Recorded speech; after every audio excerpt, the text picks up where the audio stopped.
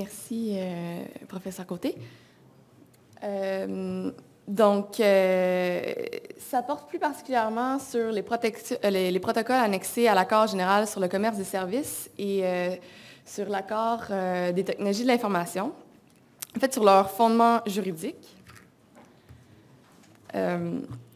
Beaucoup de chemin a été parcouru depuis la réforme du système commercial il y a 20 ans, lors de la création d'une organisation internationale dotée d'une véritable identité juridique. L'OMC fait constamment face au défi de rester en phase avec les nouvelles priorités affectant le commerce mondial, tout en étant dirigé par un strict système juridique qui encadre la modification et la création des règles. Mais l'OMC est surtout vu comme ayant échoué à s'ajuster à cette évolution. L'impasse du cycle de Doha a fait couler beaucoup d'encre sur la paralysie de la fonction de négociation de l'OMC, qu'il s'agisse de l'accès au marché ou de l'élaboration des règles. Les dernières réalisations de l'organisation dans le domaine de l'accès au marché remontent à la conclusion de l'accord sur les technologies de l'information en décembre 1996 et à celle des protocoles annexés à l'accord général sur le commerce des services entre 1995 et 1997. Il apparaît toutefois que lors de l'adoption de ces accords, les strictes règles de l'accord instituant l'OMC n'auraient pas été suivies. Effectivement, contrairement à la méthode utilisant un protocole d'amendement suivant la procédure de l'article 10 de l'accord sur l'OMC, ces accords ont été mis en œuvre grâce à des pratiques et des procédures qui ont été empruntées de l'ère du GATT de 1947. Donc, cette présentation explore les différents instruments juridiques pour mettre en œuvre ces accords, qui ont été utilisés pour mettre en œuvre ces accords, ainsi que la question de savoir si oui ou non ils auraient dû être soumis aux procédures d'amendement de l'article 10 de l'accord sur l'OMC. Et si oui, en quoi ils s'en écartent. Une étude de ces accords et instruments menant à une conclusion de non-respect des règles obligatoires du traité risque d'entraîner des conséquences néfastes pour la légitimité du système de règles de l'OMC, qui à son tour repose entièrement sur la volonté des États de respecter leurs engagements commerciaux. Et revisiter cette question est importante aujourd'hui alors que nous connaissons enfin des débouchés à l'OMC en matière d'accès au marché, plus particulièrement en ce qui concerne l'expansion de l'accord sur les technologies de l'information. Et il serait possible et probable, peut-être, de voir dans un futur approché l'émergence de nouveaux protocoles auxquels seraient annexées de nouvelles listes de concessions tarifaires ou d'engagements spécifiques des membres. L'accord sur les technologies de l'information et les protocoles annexés au GATT mettent en œuvre respectivement des nouvelles listes de concessions tarifaires ou d'engagements spécifiques des membres, avec pour objectif l'amélioration de l'accès au marché. Donc, la première question à laquelle je vais tenter de répondre est celle de savoir quelles procédures nous permettent d'adopter de tels accords en vertu du droit de l'OMC. Premièrement, il existe sous le GATT et sous l'AGCS, en fait le GATT, des procédures prévues en cas de renégociation des concessions ou des engagements spécifiques, lorsque leur retrait complet ou partiel affecte les intérêts des autres membres. Donc, aucune disposition de ces deux piliers de l'OMC n'adresse spécifiquement à la bonification des listes suivant une entente plurilatérale ou multilatérale. Deuxièmement, sous l'égide du GATT de 1947, les parties contractantes avaient notamment eu recours à des protocoles pour mettre en œuvre de nouvelles concessions tarifaires et à une procédure de certification pour mettre en œuvre des modifications à celles-ci. Dans ce cas, théoriquement, on pourrait soutenir que la modification des listes doit se faire selon les décisions, les procédures et les pratiques habituelles des parties contractantes du GATT de 1947 et insérées dans le GATT de 1994. Dans un premier temps, un des problèmes de cette affirmation réside dans le fait que déjà à ce moment-là, les pratiques des parties contractantes pour mettre en œuvre de nouvelles concessions tarifaires ou leurs modifications n'étaient pas conformes avec la disposition du GATT traitant de la modification des listes de concessions. Parce que les pratiques d'avoir recours à des protocoles et à une procédure de certification enfreignaient le paragraphe 1er de l'article 30. Ces derniers requéraient que les amendements à la partie 1, dont les listes de concessions tarifaires font partie intégrante, soient soumis à une approbation formelle de toutes les parties contractantes. L'adoption d'un protocole, quant à elle, ne requérait que l'approbation des parties ayant des listes annexées à celui-ci.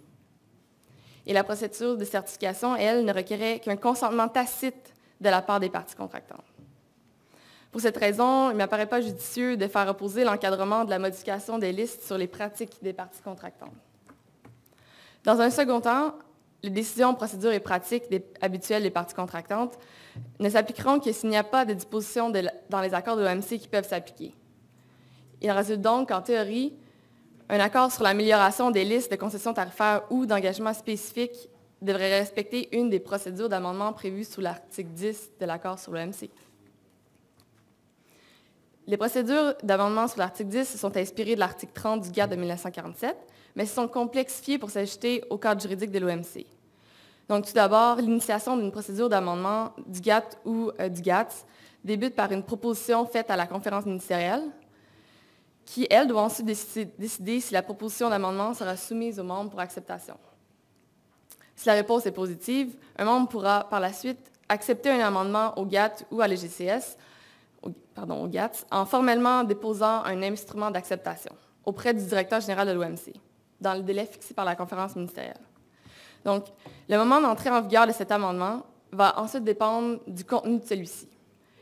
Par exemple, le paragraphe 2 de l'article 10 prévoit entre autres qu'un amendement aux articles 1 et 2, ces derniers réglementant les listes de concessions tarifaires, requiert l'acceptation de tous les membres.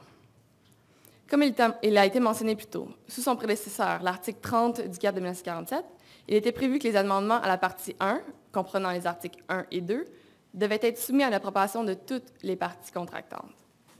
Donc, la transformation du langage de cette disposition peut nous amener à penser que les membres ont changé les règles d'amendement des listes de concessions, en énumérant les articles individuellement au lieu de référer à l'ensemble de la partie 1. Si tel est le cas, un amendement aux listes de concessions tarifaires étant de nature à altérer les droits et les obligations des membres, le paragraphe 3 de l'article 10 pourrait s'appliquer.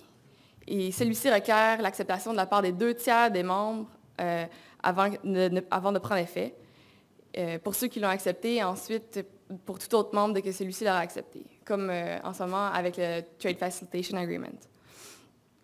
Pour ce qui est des listes d'engagement spécifiques, celles-ci faisant partie intégrante du GATS, l'entrée en vigueur d'un amendement les concernant requierrait au minimum une acceptation de la part des 2/3 des membres, selon le paragraphe 5 de l'article 10. La pratique est totalement différente de la théorie.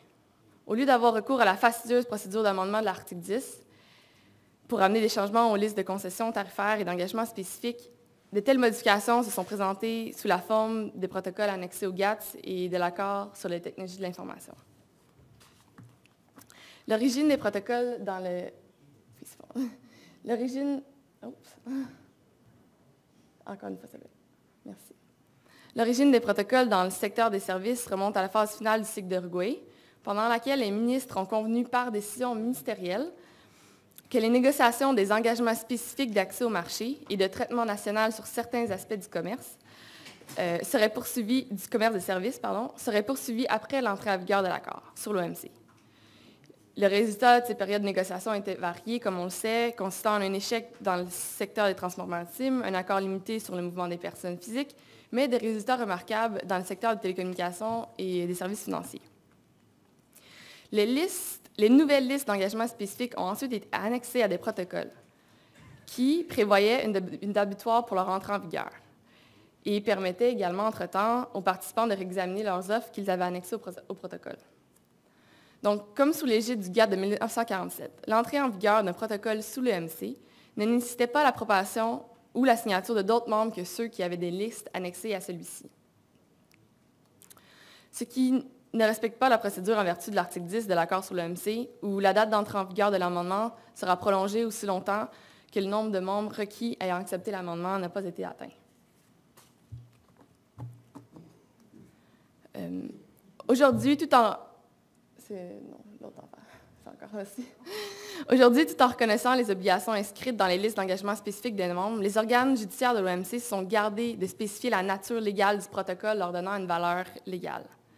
Étant donné que les protocoles ne respectent pas la procédure d'amendement, ils ne peuvent être considérés comme des traités de modification du GATS, mais seulement comme des protocoles autonomes.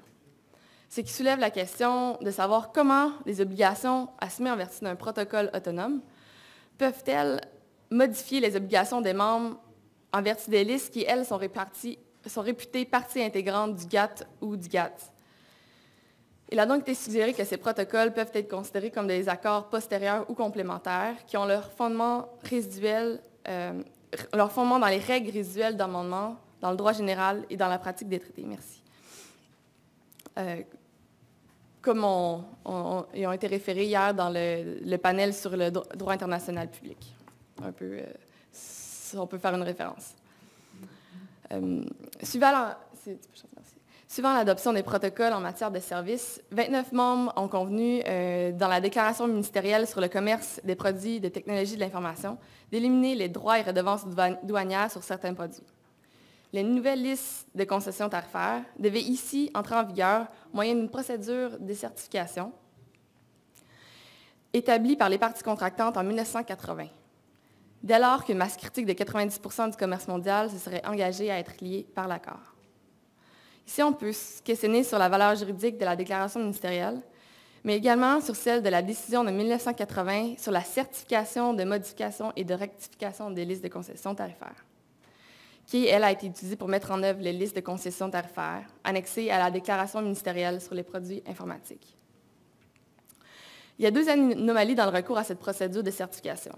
En premier lieu, dans le temps du GATT de 1947, les parties contractantes ont adopté cette procédure pour donner une valeur légale à la modification ou rectification des listes existantes.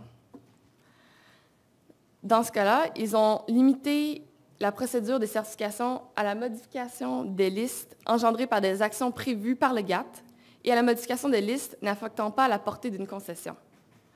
Il n'a pas été question d'appliquer cette procédure pour l'amélioration des listes de concessions en cas de suppression des droits et taxes de douane. Cela n'a toutefois pas empêché les membres de l'utiliser pour un tel motif, et ce à maintes reprises au cours de l'existence de l'OMC, notamment dans le cas d'amélioration autonome par les membres de leur liste de concessions. En second lieu, l'objectif derrière l'utilisation d'une procédure de certification est de sauter l'étape du dépôt formel des instruments d'acceptation de tous les membres, en la remplaçant par un consensus tacite qui sera de facto atteint si aucun membre ne s'objecte à la modification à l'intérieur d'une période de 3 mois. Cependant, cette procédure qui date du GATT de 1947 et insérée dans le GATT de 1994 est contraire à celle de l'article 10 de l'accord sur l'OMC, où elle ne respecte pas, en fait, lequel prévaut théoriquement dans la limite du conflit. Malgré leur non-respect de l'article 10 de l'accord sur l'OMC, il est sans contredit que l'objectif derrière l'utilisation des instruments juridiques discutés ici respecte un des principes fondamentaux de l'organisation, soit l'abaissement progressif et substantiel des droits de douane. Mais le statut actuel des règles et procédures de l'OMC n'est pas approprié pour permettre l'utilisation de protocoles autonomes ou la procédure de certification de 1980.